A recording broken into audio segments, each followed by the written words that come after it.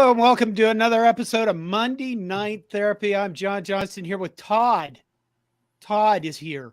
And we're joined by, he's here. We're joined by John Schuetz from the BuckyCast. And he is a Wisconsin guy. He's going to talk about all things Wisconsin. And I can verify, I can tell you this right, starting out with no witty banner. John doesn't know what the hell he's gotten himself into. Welcome to the show, John. You poor bastard. I've been on Nebraska chat boards a few times, and so I have a pretty good idea what I'm about to get. And it's probably deserved. But we love Wisconsin people. Todd and I were both there for the Melvin Gordon 409-yard game. God bless you merry gentlemen, for being. We were jumping around in the snow. We were jumping around in the snow.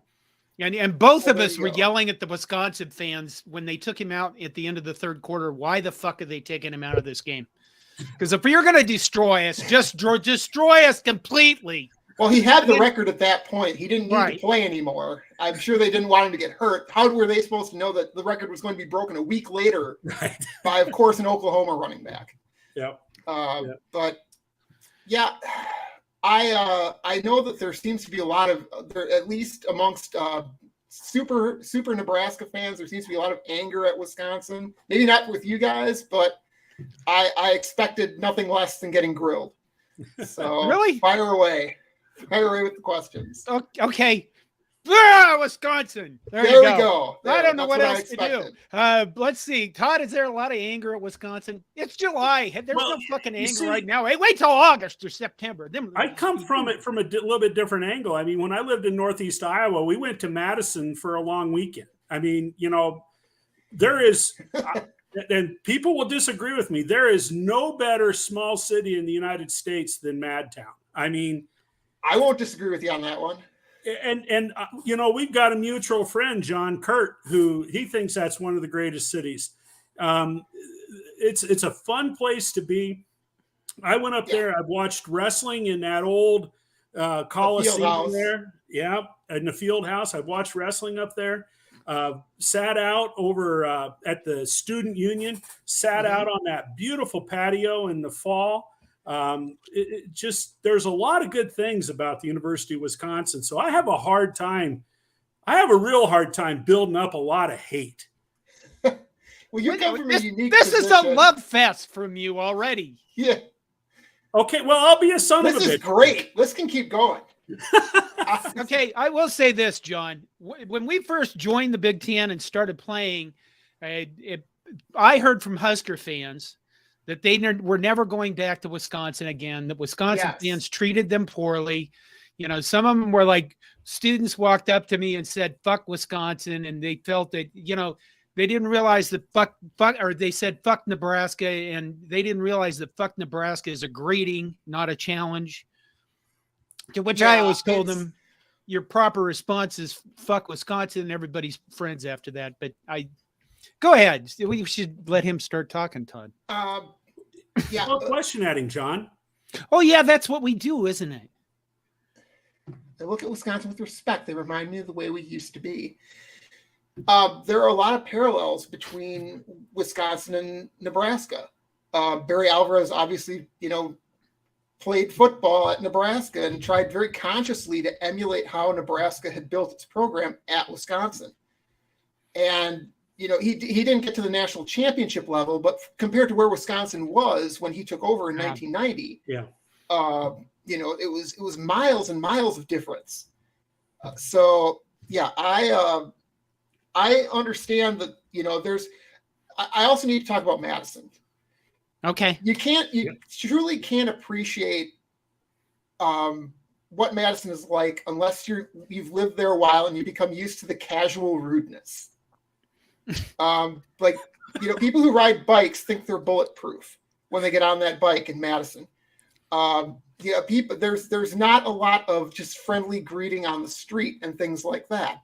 It's just sort of a standoffishness, and at the same time, it's also a very what's the word I'm looking for here? Ribald student base. There's a lot of profanity. it's been with Wisconsin football since before Nebraska joined the Big Ten. This is not something that has been just cropped up in the last 20 years or 15 years. The chants they're hearing that they don't like, a lot of that stuff dates all the way back. This is a Wisconsin tradition. So Nebraska fans, I heard that they were so furious, and they made a huge stink. You mean the eat shit fuck you chant? The eat shit fuck you chant has been around since at least the 80s. It may even date back further than that. I'm not that old, so I can't say for certain whether it goes back to the 70s or not. But yeah, it's been around. They had a lot. There's been a lot worse that they used to do that they don't really do anymore. They were the first U.S. campus to start Vietnam War protests. Were they not, Todd? They were up there. Yes, they were. Absolutely. Yeah. So when older Nebraska fans come up to me and they're like, "Oh, Madison, I'm never going back there," that's what I tell them. You realize this is the same campus where the Vietnam War protest started. And they've been doing this for years. And it's not just college kids that are angry. This is us. This is us when we were 20. We had that fun. I would have done an eat shit, fuck you chant at Nebraska if I knew we could do such a thing. Just because it would irritate everybody. I also have to say, Nebraska fans are some of the politest, nicest fans. I've never had any problems with a Nebraska fan face to face. Once you insert the internet and that barrier is put in, that's when the bad words come out. But for the we went to Lincoln last year and attended that game, and it was the greatest party I've ever had. So until about 10 o'clock at night.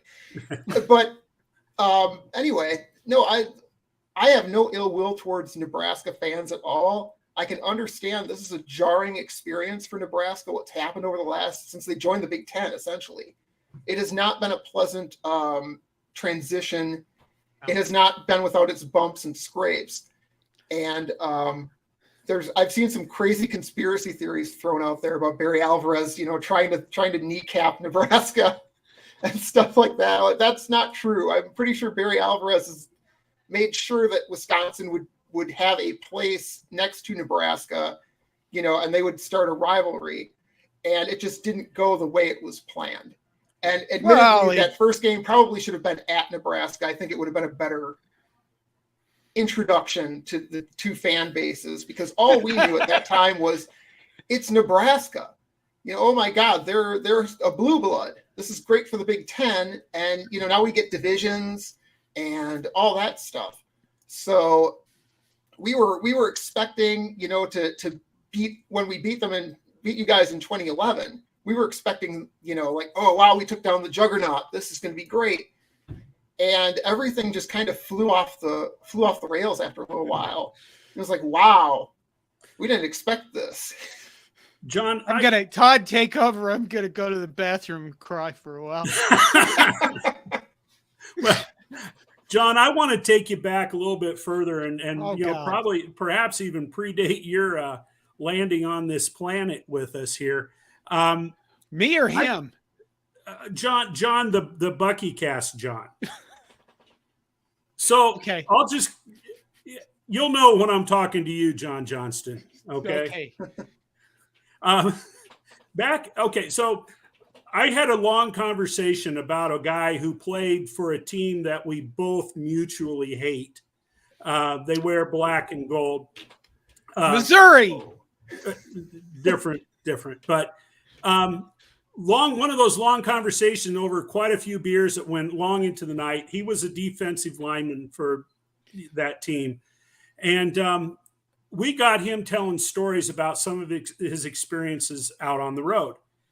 And what he remembered about Wisconsin, and I don't know how as a player he would have seen this or noticed this, but he swears that back in the days, the Hayden Fry days at Iowa and, pre-Barry Alvarez, that students could actually get could sneak kegs into Camp Randall Stadium. Is there any truth to that, or is that urban legend? I'll lead off with this. Alcohol sales are currently not, they're forbidden in Camp Randall Stadium.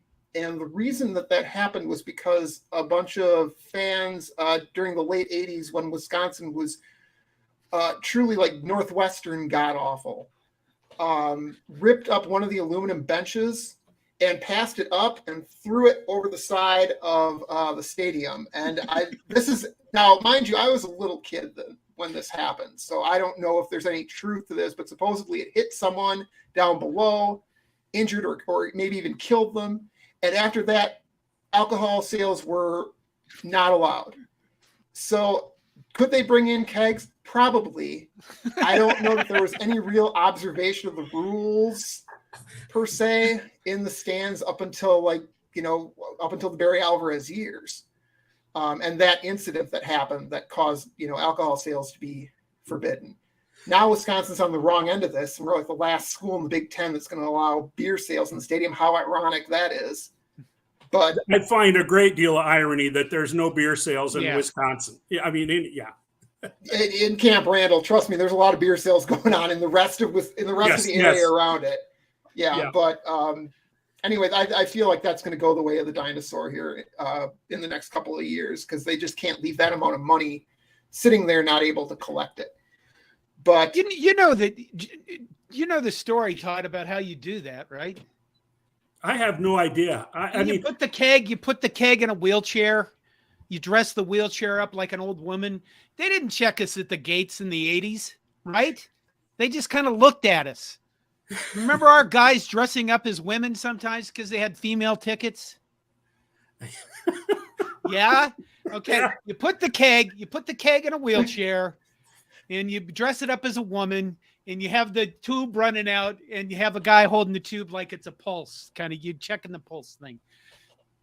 Okay, we should move on.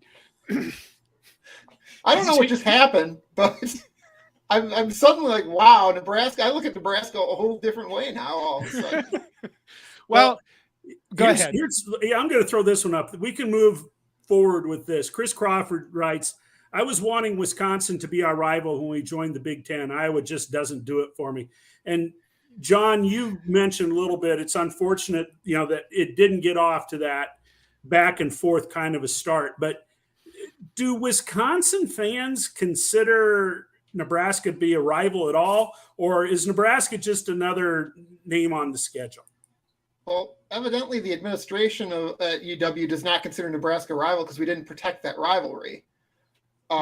Which they tried really hard at the Freedom Trophy that you guys unfortunately have never actually possessed. You have a shot this next year, and there's in 2025 too, because I keep forgetting. Then we go to the off schedule, but you're still on it in 2025.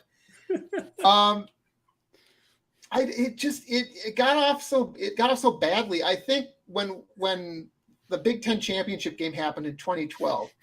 That was what sort of threw things for Wisconsin fans, was just like, wow, we just destroyed Nebraska. They had a way better record. We were in this game by charity, because Ohio State and Penn State they were banned. And no one expected that. No one was making Rose Bowl trip plans. Nobody thought that was going to happen. But I think the last game that I've gone to where it's like really been intense was the 2016 game that Nebraska wound up losing in overtime on an interception after Wisconsin missed an extra point. It was like, wow, if they score a touchdown, it's over. And I think Nebraska was undefeated, 7-0, and I think they were ranked like number 7 or number 8 in the country at that time. And I had no way of foreseeing, that after that season, everything was just going to get dumped off a cliff. Oh my God. Okay. We got to stop the bleeding here. I was that sorry. I know the history. Part of the brain injury thing is I lost a lot of my memories. And suddenly now I'm going to have to go back to therapy tomorrow. Not just this therapy. Good God. Okay. We're going to start hard. Here come the hard questions. Paul Chryst, did he need to be fired? Oh, that's a question that is we're fighting loaded with now. significance. At the time, it was like, wow, why didn't you let Paul Chryst finish out the season? At least give him that dignity. I think ultimately there was a meeting that took place between Chris McIntosh and Paul Chryst after the Illinois game when Wisconsin just got stomped by Illinois last year. And I don't think if Chris McIntosh had gotten the answers he wanted from Paul Chryst, I don't think Paul Chryst would have been fired. But Paul Chryst, I think, said something that made Chris McIntosh have to fire him. And after that firing happened, and we waited till the season was over, Luke Fickell got hired, and then stuff started to leak out. Oh. Paul Chryst wasn't very involved in recruiting anymore. Didn't want to deal with NIL. He was hiring his buddies to come, work as coaches for him. And it's like there were coaches. Al Johnson was the running backs coach last year. Al Johnson is the best offensive line coach we've ever had to coach running backs. So I don't know why he hired Al Johnson for that role. Now, people will say, well, coach can coach, regardless of position. I'm like, well, that's true, but it's Wisconsin. You should probably be able to find a little bit better of a running backs coach than a guy who traditionally coaches the offensive line or the tight ends. I didn't have a problem with the hiring at the time. I had a problem with the position where he was put, but I said, we'll let this slide. We'll see what happens. We brought in Bobby Ingram, who was a first-time offensive coordinator, period. No one had any clue what kind of style he would coach with. And it turned out to be pretty similar to the style that his predecessor, Joe Rudolph, coached with. And that was, we're going to run the ball, and then we're going to run the ball some more, and then we're going to ask Graham Mertz to complete a 3rd and long pass. And it didn't work more often than it did. Right. Paul Chryst was the toast of Wisconsin in 2017. A turnover chain my fucking ass was what they caught him muttering before he covered his mouth up with a clipboard on the sidelines during the Orange Bowl. I mean, he was a hero to everyone for saying that, because Miami had that turnover chain. Yes. And he seemed like just the perfect, his press conferences were unintelligible. You didn't know what he was saying. He was mumbling everything. He was not a charismatic guy, but his players sure loved him. Right. And, they had Jim Leonard. It was a family affair at Wisconsin. All the coaches, it seemed like, either had lived in Wisconsin or had ties to Wisconsin by coaching or by playing there, or they coached with him at Pitt. Excuse me. And it was a love fest. And then 2018 happened, and everything slowly cascaded downhill from there. I think I will confess personally, I was on a Badger 247 board, and I was watching the Ohio State game last year, and Wisconsin just got run out of the building. And I remember launching a vicious, okay, it's over now. It's over. I know it's over. This can't continue because he's lost the team. And I think at the time, based on what was happening, Chris McIntosh must have been justified in doing that, because I can't imagine him firing Paul Chryst for any other reason other than Paul Chryst made it obvious that he would have to fire him. Okay. The really crazy question is, did Jim Leonard not deserve to get the Wisconsin job? That's where we were going next. That's where we're going next. Well, no coach who's been a head coach at Wisconsin has ever been put in a more uncomfortable position than Jim Leonard was last season. He was thrust suddenly into the head coaching job, had never been a head coach before. His mentor, his head coach, had just been unceremoniously dumped on the day after a football game. And Jim Leonard had to take over a team that was pretty demoralized. And it was a really up and down year for Wisconsin. He just didn't have all the pieces he needed. He was stuck with Paul Chryst's personnel and coaches. And I think Jim Leonard, he actually presented a plan. He was openly campaigning for himself to get the job. He really wanted the Wisconsin head coaching job. It was not a matter of I'm kind of lukewarm. Jim Leonard wanted the job, and had a plan ready and everything of how he was going to bring in some people who were new, some fresh blood, but not do a total rip down, tear down. And for whatever reason, and I shouldn't say for whatever reason, once it became obvious that Luke Fickell was attainable, Jim Leonhard, after the Iowa loss, when Wisconsin just couldn't mount any sort of offensive attack, I think that sort of sealed his doom. And Luke Fickell became the obvious hire at that point. So Luke Fickell is the head coach. And I think one of the things that Nebraska fans kind of find most shocking is going to be the commitment to the air raid. Fred Sacco is one of our regulars. He says, what is the general Wisconsin fans' opinion on the new style of offense? That's not Fred Sacco. What happened to Fred? Listen, there is Fred and then there is Fred. This is Fred. Okay. I'm glad we cleared that one up. Yes, exactly. Wisconsin is going to an air raid offense. However, it is not the air raid that people think of. They think of Mike Leach and tossing the ball all over and throwing 65 times in a game. That's not going to be how it works at Wisconsin. Number one, because they don't have the personnel to do that. Right. Number two, that's not a style that is conducive to winning in cold, crazy temperatures. This is still the Big Ten. You have to be able to pound the rock to win football games. And Wisconsin has been doing that, has been doing that constantly since, time immemorial. There's culture and there's tradition. And the tradition at Wisconsin and the culture is to run the football. And Phil Longo, the new offensive coordinator, has a style of air raid where he can pass the ball all over the place. He had Drake May last year, obviously a Heisman Trophy contender at quarterback. But he also, the year before that, managed to pop out 2 1,000-yard rushers out of that air raid offense. So this is a chance for Wisconsin maybe to stop those 8- and 9-man boxes from loading up and burying the running back before he can even get to the line of scrimmage.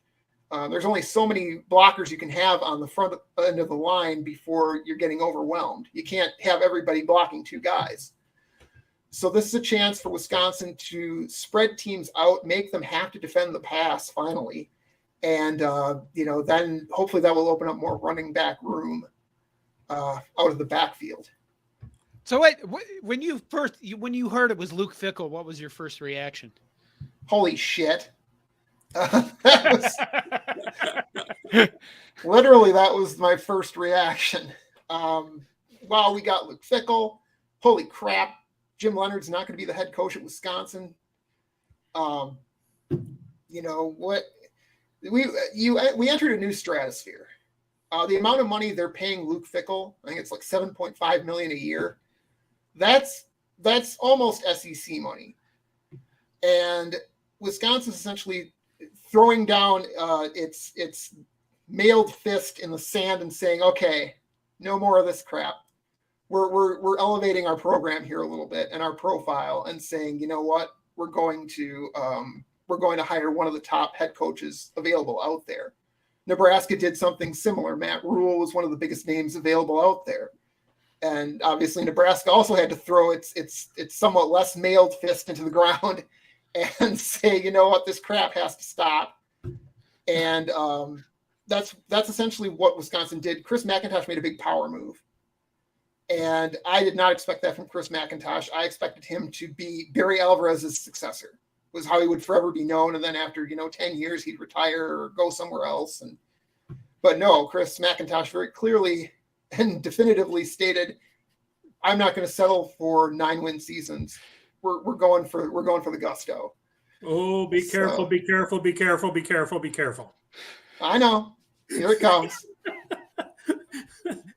I had a question, and then I looked at the comments section. God damn it. Echoes of Steve Peterson here. Well, one of the things, and I hear what you're saying, and one of our, one of the people on here, Crypto Husker 3R, Alvarez took NU's power football to whiskey, now ditching it all for air offense.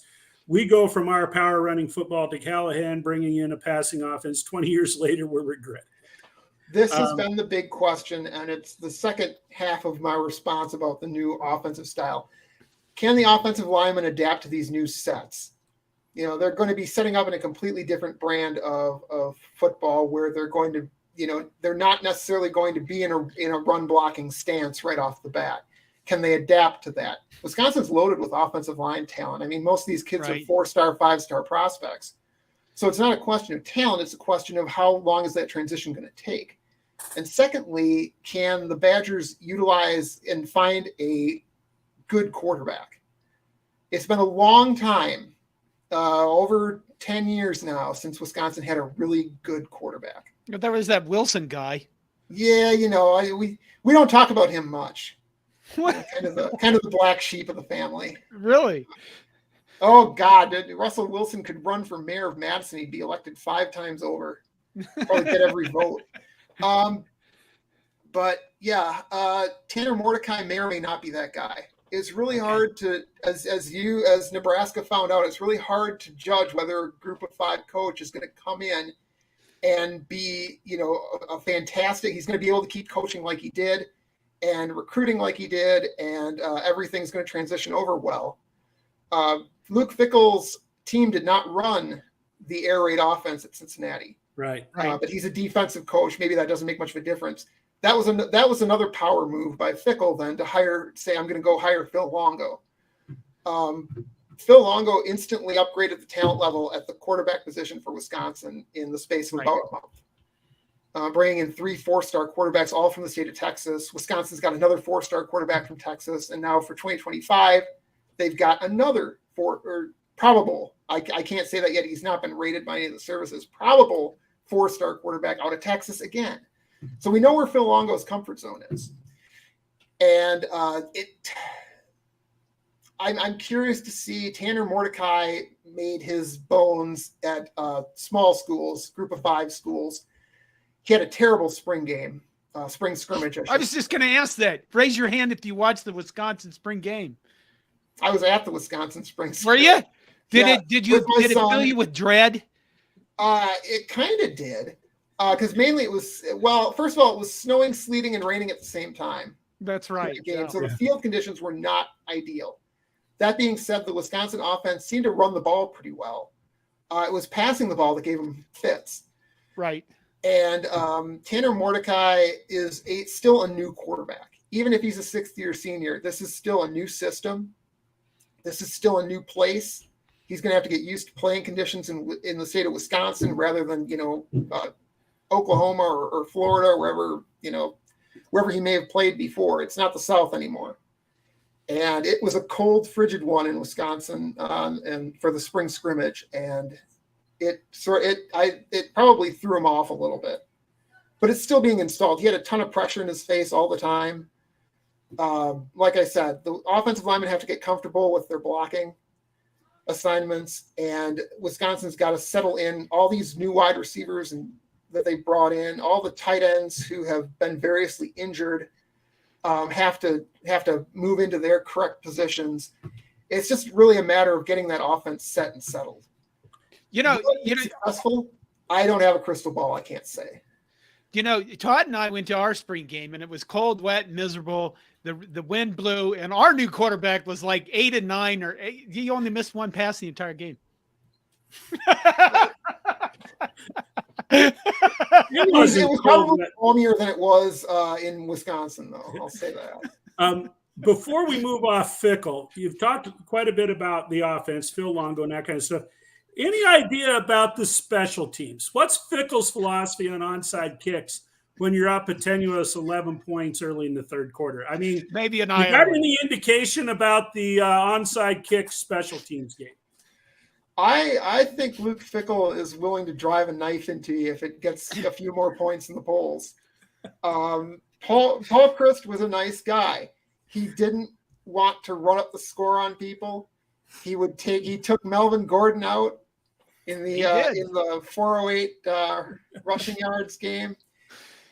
So Paul Chryst would have laid off, I would hope. But I think that Luke Fickell will go for your throat, and he's probably been watching what happened with Scott Frost at Nebraska with keen interest. because this is not a direct parallel because he's not an alumni from Wisconsin. He didn't ever lead us to a national championship, but it's sort of a parallel because he was the hot name out of the group of five. Yep. And he's bringing a whole new offensive set, a whole new defensive set. People forget this, that it's also going to be a new defense. So, well, if he starts showing up to events with a dip in, a chew in all the time and looking like he's off a 4-day bender, you got a problem, buddy. maybe it wasn't Paul Chryst's fault at all. Maybe it was just the job that did that to him. Talk to us a little bit about what you're expecting with defense. You got Mike Tressel coming in from Michigan State, or has had experience at Michigan State. It's going to be a new look for them. We did talk about Jim Leonard, and his kind of audition for the head coach, and he was a defensive mind. And there's been a lot of consistency with the defense at Wisconsin. So fill us in. What are we going to see here? What do you expect?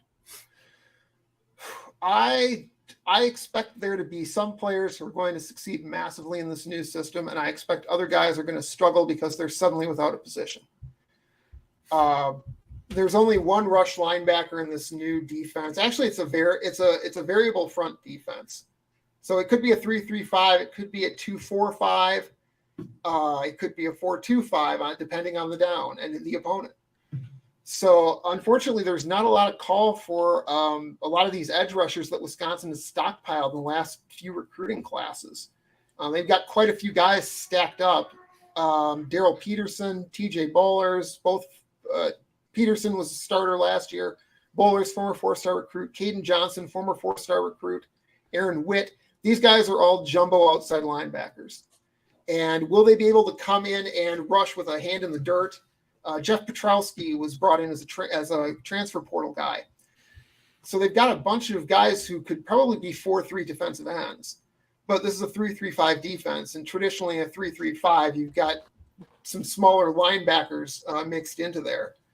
So Wisconsin's defensive line is not built for penetration. They're built to stop guys from getting onto their secondary blocks. And I don't know if they can mount any sort of a pass rush with any sort of consistency. They're on their second. They lost their defensive line coach. Greg Scruggs is now the defensive line coach. We don't know anything about how he coaches. We would assume he's pretty good. He was in the NFL coaching with the Jets, but no one knows how that defensive line is going to look. They'll have Darian Varner, who's a guy they got out of the transfer portal from, I believe, Temple, who is a pass rushing defensive end, but overall they don't have a ton of edge rushers for defensive ends who can rush the passer. They have a ton of edge rushers, but they've got to figure out some way to get those guys on the field without having the defense come apart. So we get to compare notes as the season unfolds about this 3-3-5 defense. Yep. Tony, I don't know if there are any schematic similarities between Tony White's defense and Mike Tressel's, but did I get that right? It's Tony White, isn't it? Yeah. Okay. Yeah. Whew. Yesterday, I couldn't remember the Badgers' new punter's name. I don't know all the Nebraska coaches' names. So okay. We should take some comments, Todd, before we get too far behind. I think we should. Let's throw this one. You just jumped right in there. Well, I'm saving one. Okay. One. Okay. If Fickell, this is from Bradley Warnick. If Fickell gets off to a slow start, does Wisconsin consume more beer or less beer? If he gets off to a fast start, we're going to consume more beer. It doesn't matter what kind of start he gets off to. Wisconsin's motto is drink more beer. Why is that even a question? We're not going to drink less beer.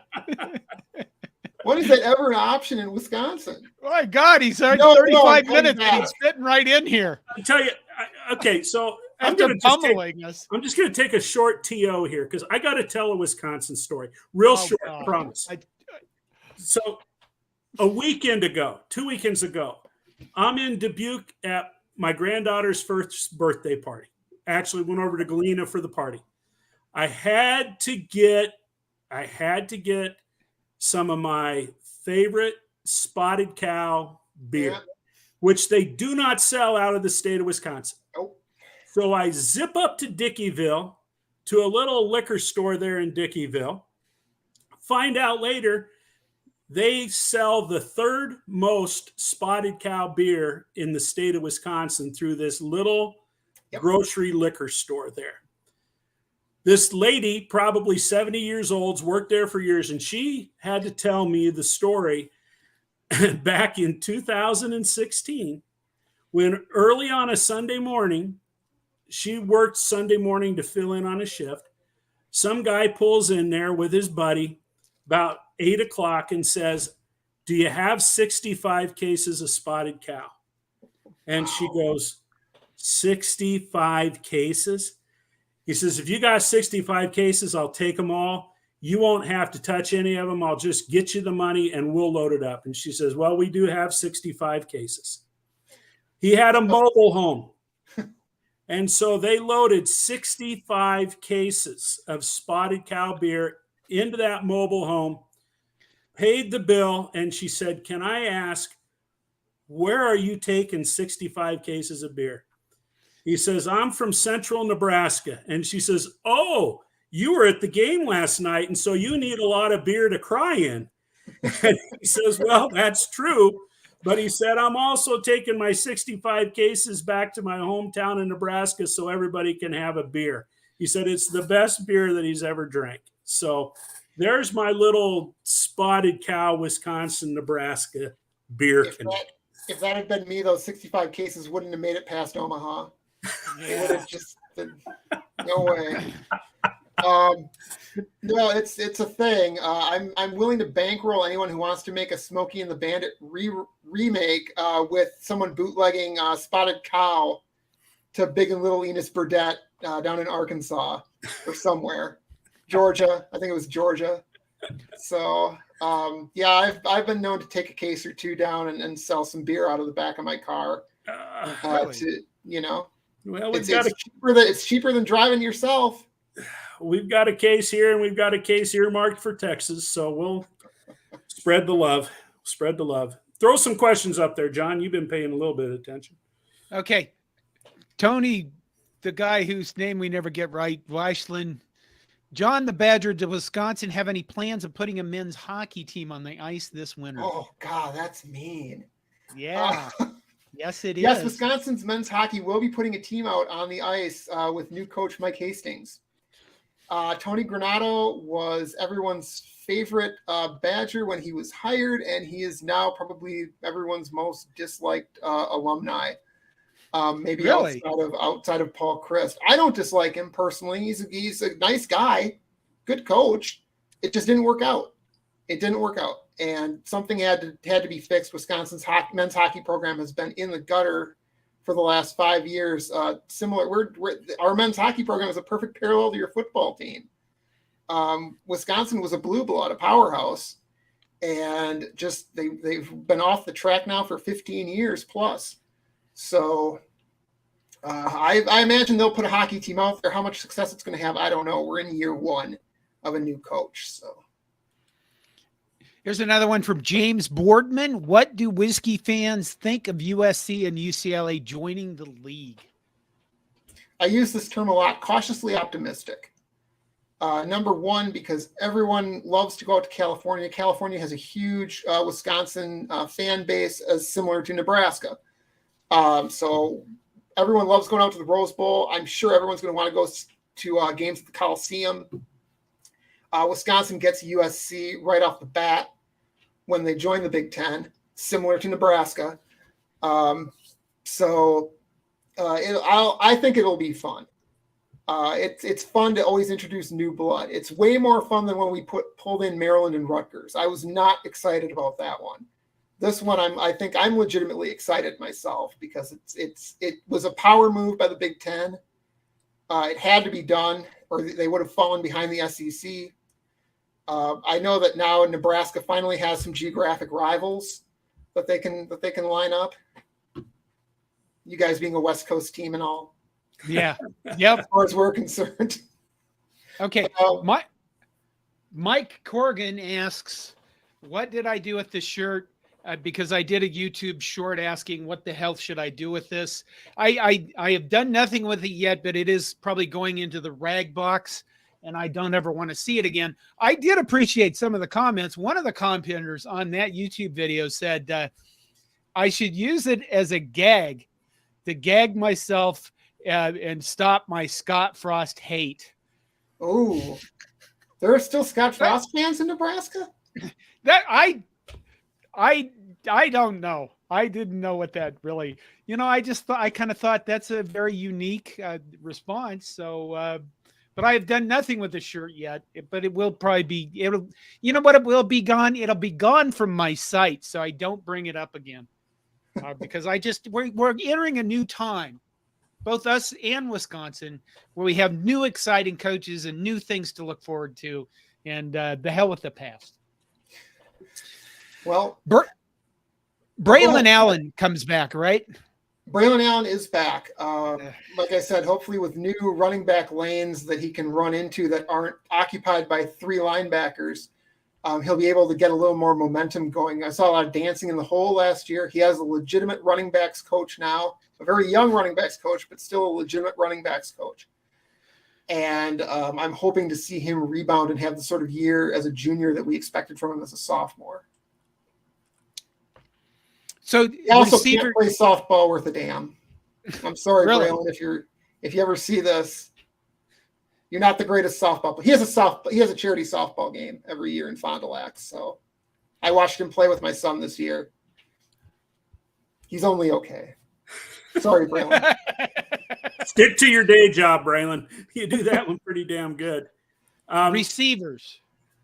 Oh, okay. Go ahead with that. Well, yeah. Okay. So Charles Hewlett asked, does Wisconsin have an equivalent to Dixieland Delight? I can answer part of that, but certainly, John, we want you to expand. Third quarter jump around. I mean, that's got to be one of the most fun experiences in a Division I stadium. Someone's gonna have to fill me in. What is with Dixieland Delight? Is that like something that Nebraska fans do? Alabama does it. Alabama does it. Okay. And they got, some in the breaks, they have a few little chants, in the breaks and some of that. Yeah. Okay. Well, Wisconsin does have the jump around at the end of the third quarter. That's probably the biggest newer tradition that Wisconsin has. In fact, most of the student section just comes to the game strictly to do the jump around and then leave. So, it's still a pretty big thing. There are various chants besides the "Eat Shit, Fuck You." We're known for singing. Let's see. There's the standard stadium fare like "Sweet Caroline," right? "Build Me Up, Buttercup." That's it. The main one that is that Wisconsin fans sing. And it's actually pretty impressive now. They can carry basically the whole song. They don't have to play it anymore. I think one time they didn't play it, and the student section just started spontaneously singing it. So, yeah. That's pretty impressive when they cut loose with that. Yeah, I think it's pretty cool. Yeah. Okay. Yeah. And as we discussed earlier, they do have this "Eat Shit, Fuck You" chant that you don't hear unless you're actually at their stadium. Yeah, they will. Because they masked that out on TV. And that's because the first time I was in Madison, I'm like, what the hell is going on? And the lady behind me was a Nebraska fan, and she was like so offended by this. And I'm like, this is the greatest thing ever. If I was a student, I'd be doing this just to piss everybody off. It's all from your perspective. They tried to get him to stop, and none of it's worked. They had Barry Alvarez himself come on the big screen, please be respectful, and don't do that. And they tried to have Bucky Badger say don't do it, and nobody listens. They don't care. It's one of the only chants that has actually survived since I first went to Wisconsin football games, like in high school and college, back in the early and mid 90s. The "Eat Shit, Fuck You" is the only thing that has lasted that long. A lot of other chants have died out, and new ones have come in. Oh, hey, I got it. I just remembered something. Okay, so I've been up there, I think, for 3 games. And it struck me how the student section, I want to know what it looks like underneath, because it doesn't seem like they get all the students in the stadium. I mean, sometimes you're at the end of the first quarter and the students are not all in the stadium, and they have some system where they bring them in single file down like 3 or 4 different aisles, and they just fill up rows and work their way to the top.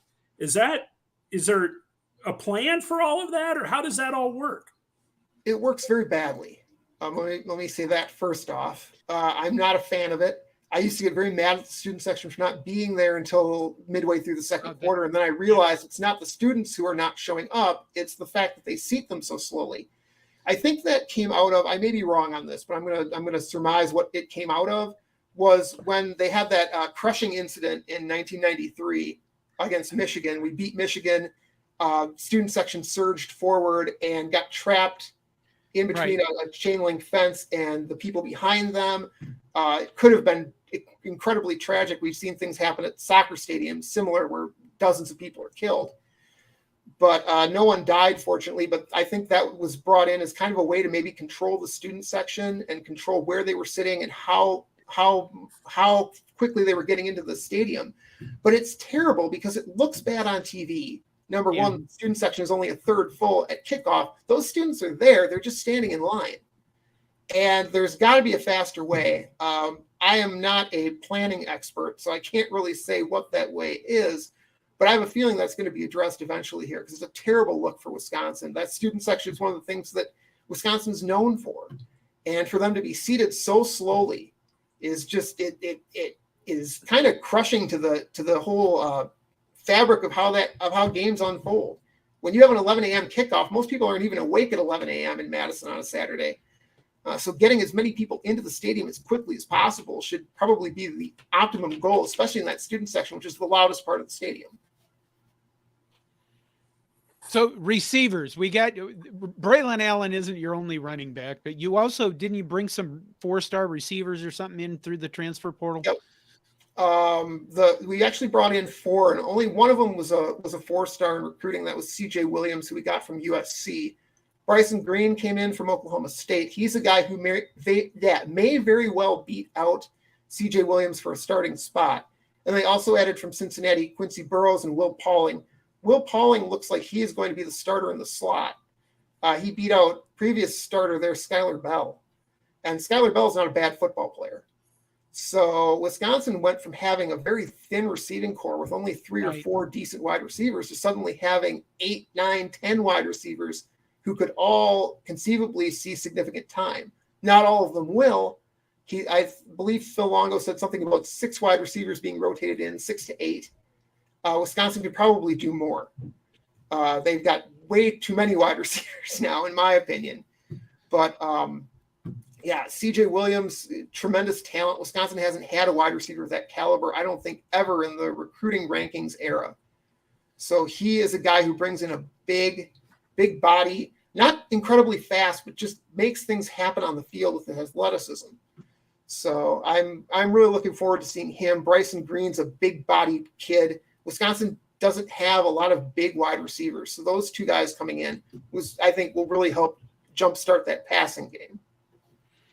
Okay, we usually go an hour because Todd and I are old, and that's I'm your 62nd man. No, that's not the wrong song. It's not time to sing yet. Okay, how is the season? How do you see it? Come on, let's get down to the brass tacks, down to the poop. How do you see? What do you think's going to happen? I actually dropped a podcast yesterday, and I ended it in a rambling manner, but I ended it with saying I'm cautiously optimistic, and I said 10-2. 10-2. Yep. No one lost to Nebraska, right? I can neither confirm nor deny what my predictions for the Nebraska game will be. However, I am going to at this point just check off the Ohio State game. Wisconsin's not there with Ohio State yet. Even if it is at home, even if it is at night, that's probably going to be a loss.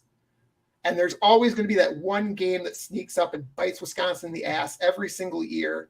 Last year they had several, but I compare it to 2019 when Illinois just snuck out of the reeds and got them at the end of a game. So I'm sure that'll happen at least once. Maybe Purdue will finally beat Wisconsin for the first time since 2004. I don't know. Minnesota. I don't want to talk about Minnesota. Yeah, I knew you were going to brought up the Gophers. Everything was going so well. And then you brought up the Gophers and that snake oil salesman from the north. Well, who has the axe? Who has the axe right now, John? I don't know where the axe is. For all I know, it's somewhere in Whitewater. I'm not gonna discuss the axe. It's not relevant to this podcast. I'm in high dudgeon. So John, what are the two losses? You're Ohio State and Minnesota. Then, if you're not saying Nebraska, I don't have a set. I don't know what the loss is going to be. I can't even predict what the loss will be. I just know there's going to be another loss thrown in there because that's what happens to Wisconsin every single year. So I'm going to say 10-2. This is not a daunting schedule by any means. Wisconsin's toughest road games are at Minnesota, at Washington State. So Fred Sacco says you don't have to worry about Bert Bellamo sneaking up on anyone. His shadow killed a dog once, for God's sake.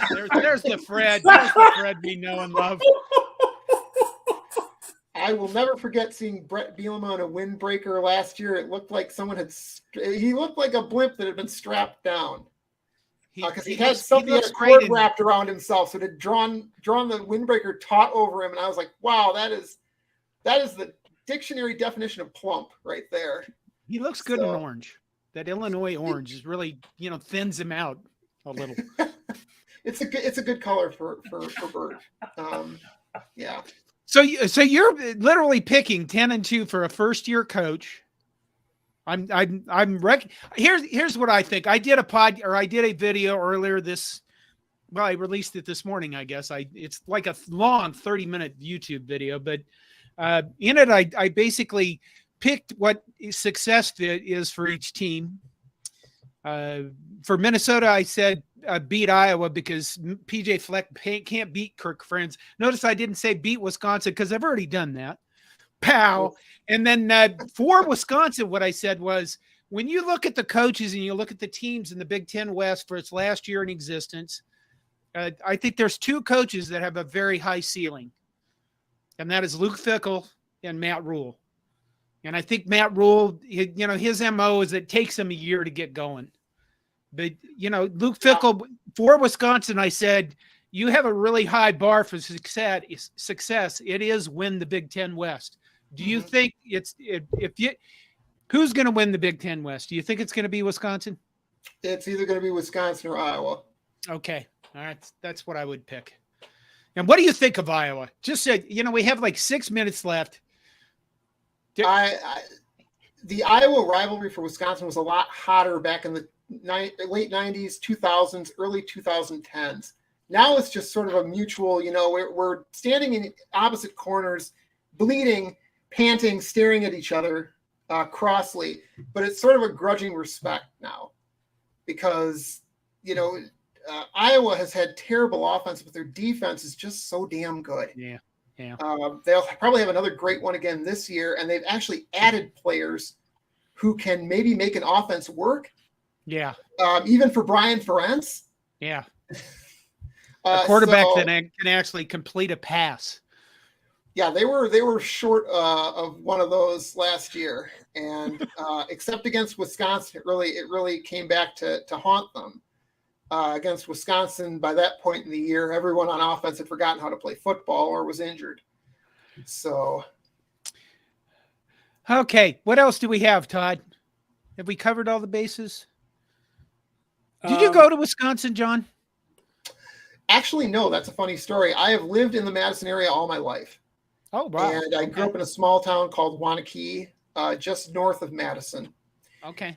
And that was I've been a Wisconsin fan since I was a tiny, tiny child. So I've lived it. I've been here. I did not graduate from Wisconsin. It's got way too high of a requirement for your high school GPA for me to have ever gotten in. I went to a UW system school instead. Where at? It's kind of the same. Stevens Point, Wisconsin. Okay. Whoa. All right. I've been up there. Yeah. I know the name of the town where Roof's Meat Market is located. Come on. I don't. I'd have to Google that, and I feel like it's rude to Google it right now. I think someone expected me to answer. So, I've driven through a lot of small Wisconsin towns past, quite a few. Seems like every small Wisconsin town has a meat market. You gotta have a place to go buy that stuff and your brats and all that kind of stuff. And I didn't find that familiar either. So, well, I am an IT consultant by my trade, and I actually live in Minnesota. I've lived in Minnesota since 1989. And I spent a lot of time in Marshfield, Marshfield, Wisconsin. A lot of time in Eau Claire with customers. Not as much in Milwaukee, although I've been there quite a bit. But I will finish. We'll finish this kind of off with. I'll tell you why I think Wisconsin people are the happiest people in the nation. And it goes back to when Wisconsin and Minnesota were founded.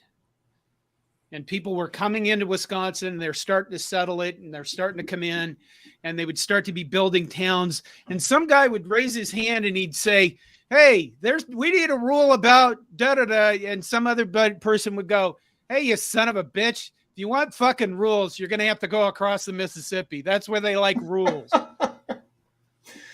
That may or may not be true. It depends on. I guess it depends on someone's political persuasion. Whether Wisconsin is that sort of state or not. But we do not like to be told what to do. Yeah. And those outraged Nebraska fans that you mentioned, that I think more than anything else, what annoyed Wisconsin fans was, this is our stadium. We can do what we want. We've been doing this to everybody. Don't come here and call our kids ugly. That was, right. That was kind of how we viewed it. But this has been a wonderful experience. I want to thank you guys. This was incredible. Well, we'll see. We'll see what happens with the season. I can't wait to see. Maybe I want Nebraska to be good again. The Big Ten is not going to be at its premium until Nebraska gets to be good. I didn't say very good. Good. You guys can lay off the very good.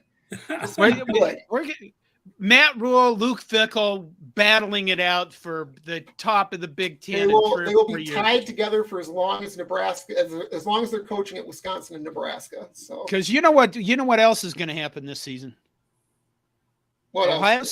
Ohio State is going to lose to Michigan for the third straight year, and Ryan Day is going to get fired, and that's going to put Ohio State, they're going to slowly dwindle off because everything's cyclical, and then it'll leave Michigan up there, and Jim Harbaugh is just a weird guy, so he's probably going to be gone in 2-3 years and decide that he wants to be a secret agent or something. I don't want Ryan Day to get fired. So right to Madison immediately. Yeah. John, you realize who the number one person on that list would be? Oh, really? Actually, I believe it is the head coach of the Tennessee Titans. Hopefully. Mike Vrabel. Hopefully. Please. All right. You got anything else, Todd? A certain level of anxiety in Madison if that were to happen, though.